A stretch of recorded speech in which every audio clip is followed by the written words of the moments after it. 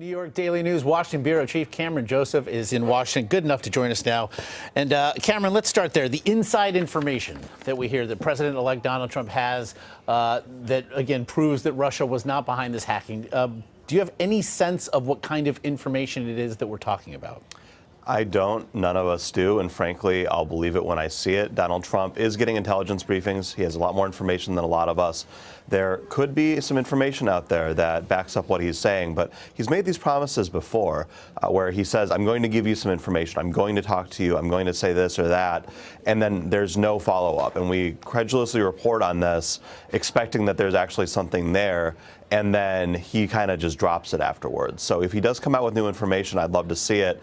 As far as I know and what I've heard from my sources, I mean, the intelligence community is pretty much on board that Russia was behind these hacks. The question of their motivations is a different one. But until I see something, until Donald Trump actually puts out what he's promising to put out, I think we all need to look at this a little bit skeptically. And he's been denying that Russia's behind this from the start. So I think we really need to keep leaning on this. It's an intelligence community with which Donald Trump will need to be aligned. Also, Cameron, we're increasingly seeing, an increasingly bipartisan group that stands now opposed. I mean, we heard Republican Senator Tom Cotton, one of Donald Trump's staunchest surrogates, saying that Vladimir Putin, for instance, needs new boundaries drawn for him in direct response to this hacking in question. Can Donald Trump increasingly and his administration exist on the island it seems they now sit upon? Well, I think it's an open question. I think it's really notable that Republicans do seem to be really showing some spine on this. And, Lindsey Graham and John McCain have been kind of leading this effort for a while. But other Republicans who were a little cagier and being a little more cautious about this earlier on, including, you mentioned Tom Cotton, I think more notable even as Paul Ryan came out praising, criticizing Obama, but saying that the sanctions that he just put in place against Russia were appropriate if overdue. So you're seeing a consensus Democrat and a lot of Republican on the Hill. But Donald Trump is the one who's going to actually have these sanctions in place. The question is whether he can just ignore Congress or whether there's actually going to be a political price to pay on this. He really is the one who has most of the power. The question is if Congress passes new Russia sanctions, what he does. And if he vetoes that, that could set up a really big fight, and probably not the way that he wants to be spending the first couple of months in office. But I'm not positive that the Republican-controlled Congress is going to spend all that much time on that. We heard the incoming press secretary, Sean Spicer, reiterate this again today, that it's the belief of many within the Trump administration coming that these sanctions were political retribution by the Obama administration. Is there a case to be made here? Well, obviously, the hacks that it seems pretty clear that Russia was behind did hurt President Obama's party and hurt Democrats, targeted Democrats. But the fact that this went after our democracy, and this did damage to Americans' trust in government. And while the election itself obviously wasn't hacked, the fact that major campaign folks were hacked, including not just Democrats, but John McCain's and Lindsey Graham's campaigns went after too. Other folks who have been pretty critical of Russia.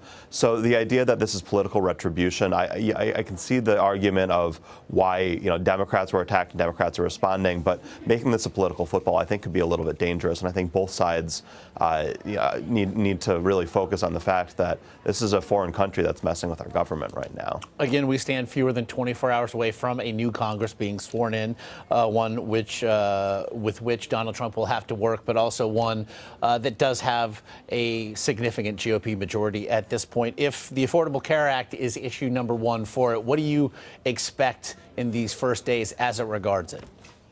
Well, I think the Affordable Care Act is obviously number one with a bullet in terms of things that Republicans can agree they don't like. The question is how they handle repealing that, whether they do a gradual repeal, a repeal and delay like they're talking about now. They haven't been able to get on the same page in terms of what they're actually going to replace it with. And Tom Price is going to be moving into the administration, has been a leading voice in the House talking about ways that he thinks that they need to actually replace this. The question is whether House and Senate Republicans can get on the same page with the new Trump administration and do that. And I think there's going to be a lot of other regulations they're looking at cutting. EPA regulations, some of the Wall Street reform regulations from Dodd-Frank that they've made major targets. So they're going to be trying to move very quickly. The question is whether they can all be on the same page and how much Democratic support they can get for any of this. Because some of these things you can do just with Republicans. With reconciliation, you don't need a supermajority, but some of these things you are going to need some Democratic support.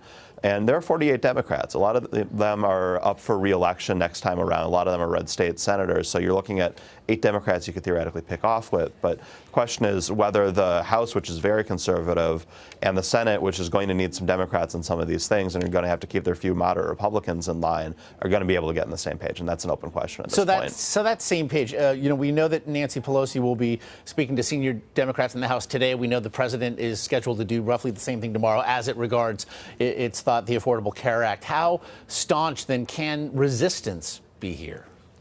I think that's an open question as well. And I don't think it's going to be coming from Nancy Pelosi and House Democrats because they frankly have zero power in unified Trump administration, Republican Congress, except for the power to basically make news and talk about, point out things that they don't like Republicans are doing. But on the Senate side, it's going to be fascinating to watch because, as I mentioned, there are 8 Democrats in seats from states that Donald Trump won that are going to be facing re-election in less than 2 years, including some really deep red states like West Virginia. And they are the ones that Republicans are going to need to pick off to really do some of these big things, not just changing financial stuff, but bigger, more sweeping program changes, including to the Affordable Care Act. And they have a lot of cross pressures. They really are facing some tough situations back home. At the same time, they're only going to do things that help them politically. And there are still enough moderate Republicans that are going to be resistant to things that I think that Mitch McConnell has a very small needle to thread here on some of these issues. It's going to be fascinating to watch. And so it shall begin again fewer than 24 hours from now. Cameron Joseph there in Washington, we very much appreciate the insight. Thanks for having me.